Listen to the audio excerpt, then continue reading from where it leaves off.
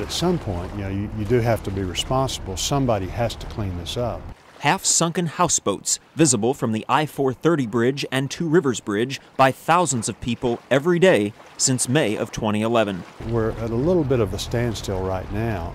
U.S. Senator John Boozman, viewing the debris stuck in the riverbed of the Little Maumelle, says other solutions to the problem should be explored. One of the things that our office can do is bring people together, and so we'll be talking to other people that have expertise in this area, see if we can get some good community spirit together, which Arkansas has so much of, and see if we can figure out a solution where we can clean up the river and be very proud of that effort.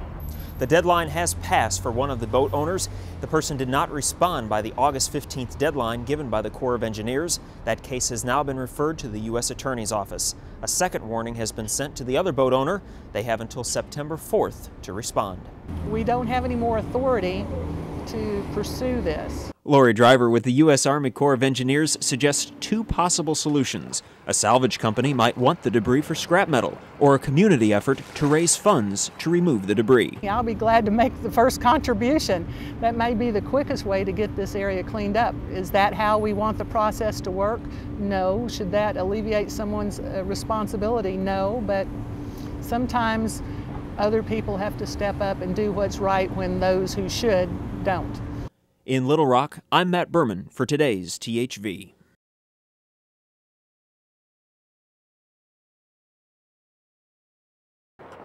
I've been coming out here off and on since the park opened. Two Rivers Park's new pedestrian bridge opened in July of last year. A nice addition to the natural state, but this view, not so natural.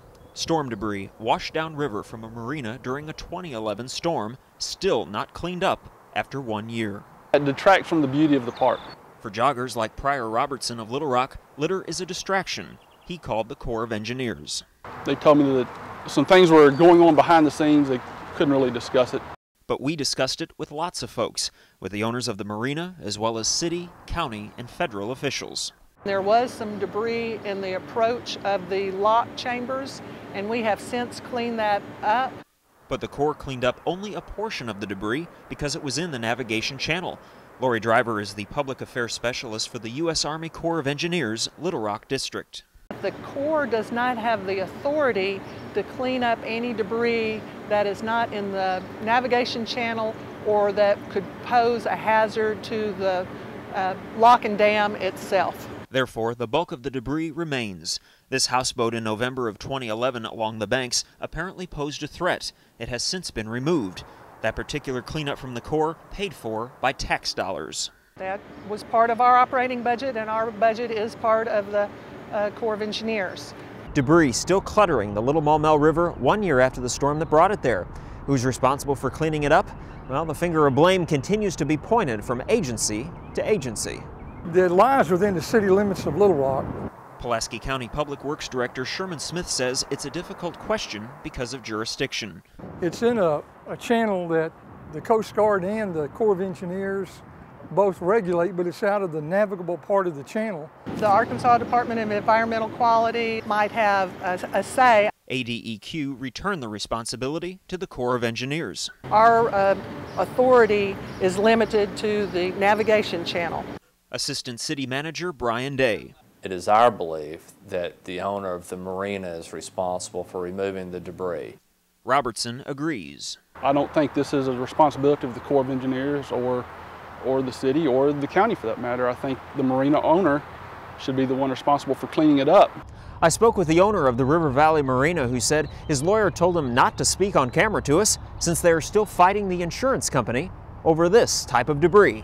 There's no simple solution. 6 months ago, Gene Ludwig, attorney for the marina owners, said the insurance company, Lloyd's of London, will not pay the claim, so they are suing their insurance company. Meanwhile, no answer. I'm just not sure how we're going to get it done. Judge Buddy Valines of Pulaski County. If I thought we had jurisdiction and had the money to do it, we'd do it. We'd done it a long time ago. One suggestion made, file a lawsuit against River Valley Marina. If you hadn't got the money, what good does that do? What do you get? I don't know. If someone had the jurisdiction, the legal authorities go in and get that out of the water, whoever that is, could do it and then file a lien against the property, if legally you can do that. And unfortunately for citizens, especially nature lovers, there is no immediate answer on the horizon. Basically what it boils down to is I'm tired of looking at it. It just takes away from the beauty of the place. We need to push the process along. U.S. Senator John Boozman says the Corps of Engineers has already started the cleanup process with tax dollars.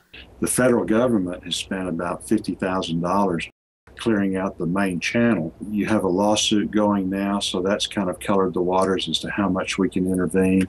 He hopes to see the issue resolved before the end of the year.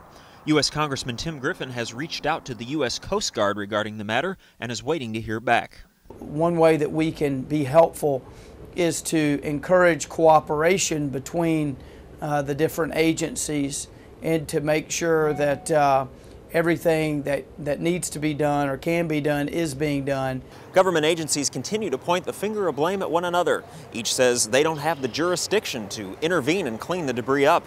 But for boaters like Adam Jackson, it's not just an eyesore, it's a hazard. A bunch of people yesterday out here jet skiing with kids and stuff, and you know, they were just all over where all the debris is. What you see here behind us is just, you know, a little bit of it. You know, the further up you go, there's more and more. You know, it's up in the trees, it's all over the bank. Captain Clayton Goddard, the Special Operations Supervisor for the Metropolitan Emergency Medical Services, says the debris in the Little Maumelle River is a danger, even to his Special Operations Response Team. Even today at training, we're going to be very watchful, mindful of the area, especially with our inflatable boats. That would be a major hazard. This used to be one of my favorite parts of the river to fish.